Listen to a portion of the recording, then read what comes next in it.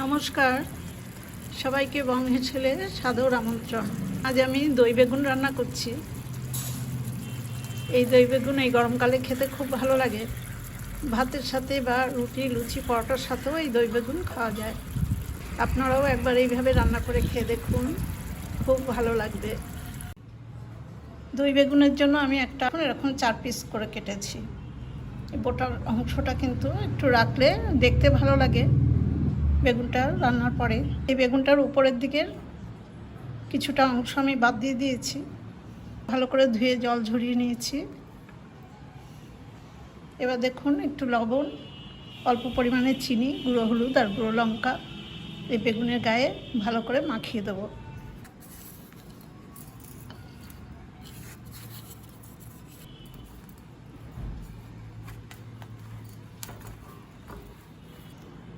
লবণ, চিনি, গুঁড়ো হলুদ, গুঁড়ো লঙ্কা বেগুনের গায়ে ভালো করে মাখিয়ে দিলাম। এই অবস্থায় আমি বেগুনের টুকরোগুলো 5-7 মিনিট রেখে ম্যারিনেট করে নেব। বেগুনটা ম্যারিনেট করতে দিয়ে আমি ততক্ষণ একটা মশলা তৈরি করে নেব। দই বেগুনের দেখুন 100 গ্রাম টক দই নিয়েছি। এই দইটা খুব ভালো করে ফেটিয়ে নিতে হবে। দইটা ফেটাতে ফেটাতেই আমি দেখুন 1/2 চামচ মতো লবণ, 1/2 চামচ চিনি আর 1/4 চামচ গুঁড়ো হলুদ আর 1/2 চামচ গুঁড়ো লঙ্কা এই মশলাটাও আমি এই দইয়ের মধ্যেই দিয়ে দেবো। এবার সমস্ত মশলার সাথে দইটা খুব ভালো করে ফেটিয়ে নেব। দইটা খুব ভালো করে ফেটিয়ে নিয়েছি। এবার রান্নাটা করব। রান্নার প্রথমেই আমি বেগুন ভেজে নেব। সেই জন্য গ্যাসের উপরে মিডিয়াম ফ্লেমে একটা ফ্রাই প্যানে পরিমাণ মতো সর্ষের তেল দিয়েছি। এবার ম্যারিনেট করে রাখা বেগুনগুলো আমি দিয়ে দেবো।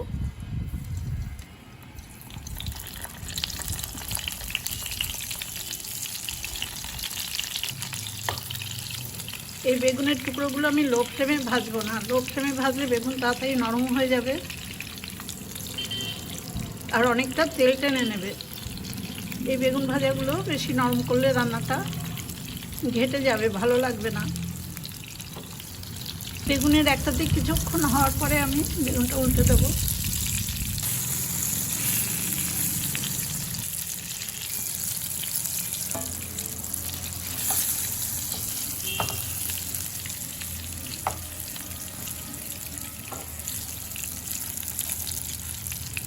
সাইডটা হবে কিছুক্ষণ, তারপর আবার আরেকবার উল্টে দেবো।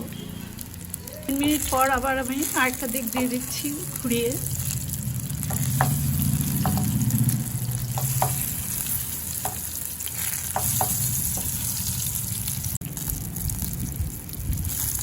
খুব ভালো করে বেগুন ভাজা হয়ে গেছে। আর বেশিক্ষণ থাকলে বেশি নরম হয়ে যাবে। এবার এই বেগুন ভাজাগুলো আমি তুলে নেব। বেগুন ভাজা তুলে নেওয়ার পর যা তেল আছে এই তেলে আমি রান্না করব। 1/4 চামচ আমি ফোড়ন দিলাম জিরেটা ভাজা হয়ে গেছে। এবার 1/2 চামচ গ্রেট করে রাখা আদা, এই আদাও দিয়ে দেব।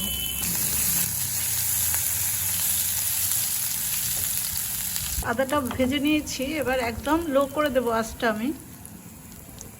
এই লো ফ্লেমে দইয়ের সাথে মশলা মাখিয়ে রেখেছি সেগুলো দিয়ে দিলাম।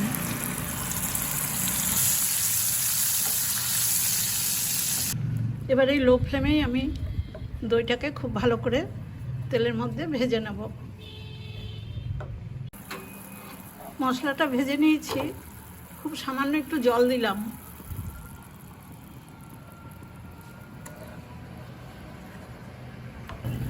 গ্রেভিটা ফুটছে। এখন আমি ভেজে রাখা বেগুনগুলো দিয়ে দেবো।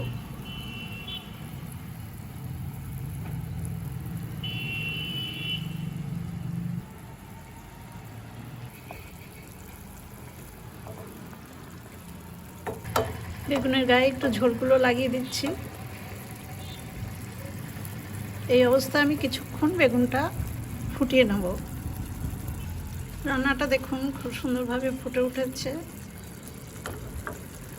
এখন আমি একটা চেরা কাঁচা লঙ্কা দিয়ে দিলাম।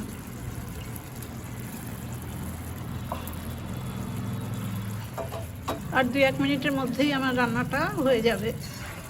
আমার দই বেগুন রান্না একদমই হয়ে গেছে। এখন আমি কিছুটা ধনেপাতা কুচিয়ে এর উপরে দিয়ে দিলাম।